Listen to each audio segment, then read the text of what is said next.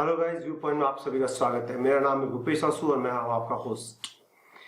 3 important news हैं जो पिछले 2 दिन से सारी न्यूज़ चैनल्स पे आ रही हैं, उसी के बारे में डिस्कस करेंगे। जो पहली न्यूज़ है वो बहुत ही अच्छी न्यूज़ है कि भारत के प्रधानमंत्री श्री नरेंद्र मोदी जी ने वैक्सीन लगवा दी है और वो वैक्सीन है वो जो भारत में ही निर्मित है, भारत बायोटेक द्वारा बनाई गई कोवैक्सीन।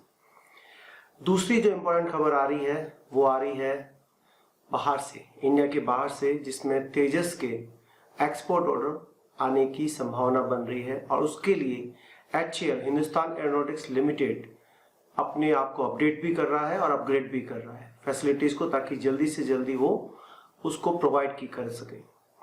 तीसरी जो खबर आ रही है बालाकोट एयर स्ट्राइक पे। आपको पता है कि बालाकोट एयर स्ट्राइक हुई थी और उसके रिटेलिएशन के समय कई चीजें हुई थी और अभिनंदन थे वो उनको कैप्चर कर लिया गया था। वो वहां पर एब्डक्ट उनका जो MiG-21 था वो वहां पर LOC के दूसरी साइड में गिरा था, जिसकी वजह से उन्हें आत्मसमर्पण करना पड़ा था।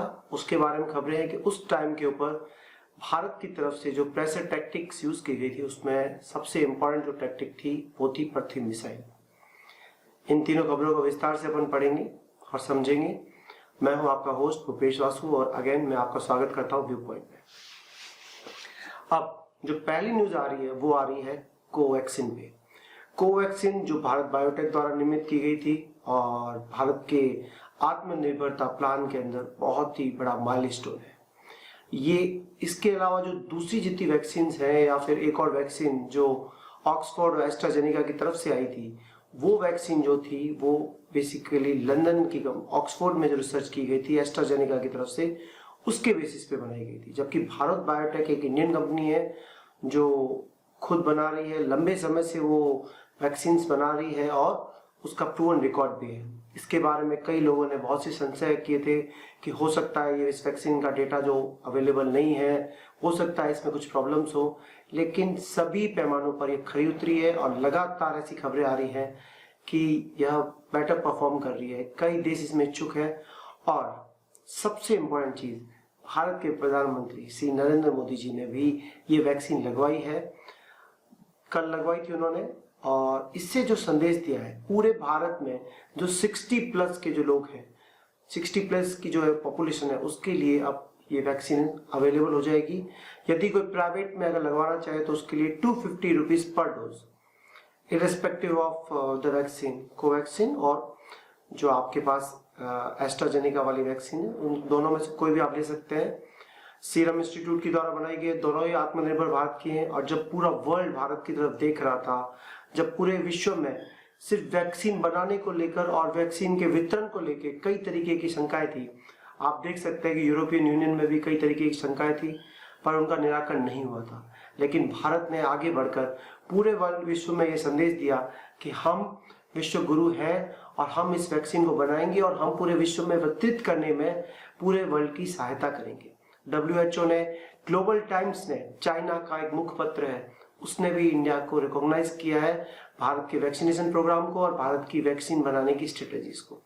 बहुत ही अच्छा प्रोग्राम है और इस पे हम बात कर रहे हैं। बहुत ही आत्मनिर्भर भारत की तरफ ये बहुत बड़ा कदम है। दूसरी जो खबर आ रही है हमारे पास वो आ रही है कि तेजस का एक्सपोर्ट वर्जन। देखिए, तेजस जो है वो इंडिजिनस प्रोडक्ट है जिसके अंदर 50% से ज्यादा इक्विपमेंट जो यूज होते हैं वो इंडिया में मैन्युफैक्चर किए जाते हैं।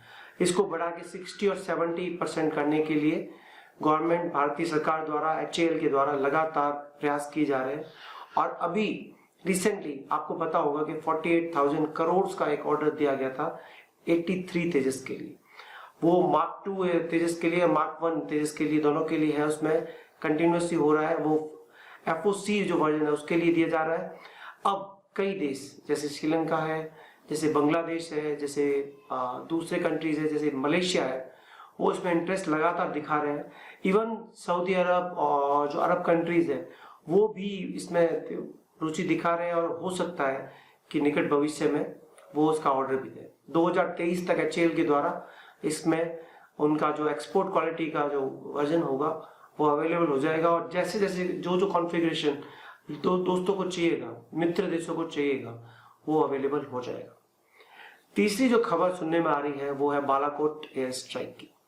आपको पता होगा अभिनंदन वर्धमान बहुत ही बड़े नायक थे जिन्होंने मिग 21 जिसको बहुत पुरानी जनरेशन का ताबूत तक कहा गया है, उससे लेटेस्ट जो पाकिस्तान का F-16 है उसको ऐसा इंडिया के द्वारा कहा गया है कि उसको मार गिराया गया था। उस रिटेलिएशन के अंदर उनके विमान पे भी हमला हुआ था और वो वहां पे विमान उनका वहीं पाकिस्तान LOC के पाकिस्तान ऑक्यूपाइड कश्मीर में गिरा था, उनको कैप्चर कर लिया गया था।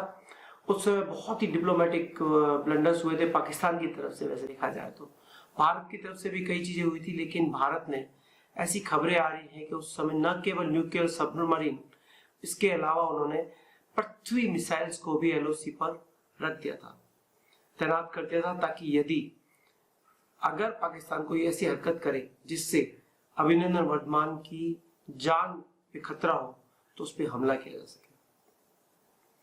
इसी संदर्भ में एक और खबर आ रही है पाकिस्तान और भारत के संबंधों में कि जिस प्रकार से भारत और चाइना के बीच में एक सीज फायर का एक मसौदा तैयार किया गया, जिसमें दोनों देश आपस में एक एग्रीमेंट कर रहे हैं, जिसमें वो पहले की स्थिति जो मार्च 2020 से पहले की स्थिति थी या अप्रैल तक जो स्थिति थी उसमें चले जाएंगे और दोनों देश अपनी अपनी चोटियों की निगरानी कर सकेंगे। इस एस्पेक्ट में दबाव पाकिस्तान पे भी आया है। आपको पता होगा कि पाकिस्तान बेसिकली चाइना के हथियारों से, चाइना की चीजों से, चाइना के सपोर्ट से, फाइनेंशियल सपोर्ट से बेसिकली बहुत बातें करता है। लेकिन अब ये सुनने में आ रहा है कि चाइना के सीज फायर करने के बाद अब पाकिस्तान भी सीज फायर के लिए तैयार हो गया है। किस तरीके से होगा, दोनों में किस तरीके से बातचीत होगी, पहले भी बहुत सारे सीज फायर वायलेशन हो चुके हैं, उसके बाद इस तरीके के ये मीटिंग्स होती हैं, पाकिस्तान कहता है कि हम अपनी बात में रहेंगे और एग्रीमेंट करेंगे, लेकिन पाकिस्तान हर बार हट जाता है। आई होप इस बार ये बहुत ही अच्छा रहेगा और आपके लिए भी शुभ होगा। एक नेक्स्ट वीडियो जो मैं तैयार कर रहा हूँ वो गोधरा पे है। गोधरा की अभी आपको पता होगा बरसी मनाई गई है। बहुत गोधरा कांड जो हुआ था वो भारत के इतिहास का एक बहुत बड़ा माइलस्टोन है कई नतीजों से। न केवल मीडिया द्वारा जिस तरीके से एक मुख्यमंत्री को और एक पार्टी को और एक समाज को, धर्म को टारगेट किया गया, उसको देखते हुए इस पे मैं पूरा एक वीडियो बनाऊंगा। नेक्स्ट वीडियो में आप उसके बारे में सारी इंफॉर्मेशन देखेंगे और आई होप कि आप इस तरीके की वीडियो पसंद करेंगे। Please like, share and subscribe my channel view point.